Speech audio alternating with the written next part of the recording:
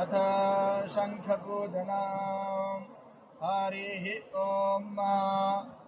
अग्निरेरेखिः पावमानाः पाञ्चजन्याः पुरोहिताः तामीमहे महागायम् उपायामगृहीतोऽस्य ज्ञायेत्वा वर्चसा एघातेजो निरग्नायेत्वा वर्चासे।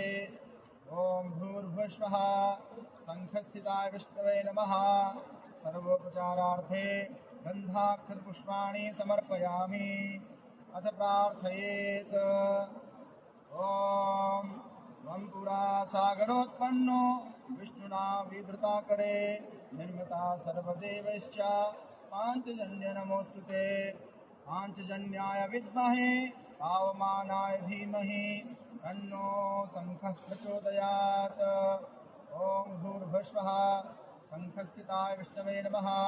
प्रार्थनापूर्वकं मन्त्रपुष्पाञ्जलिः समर्पयामि। हरिः ॐ।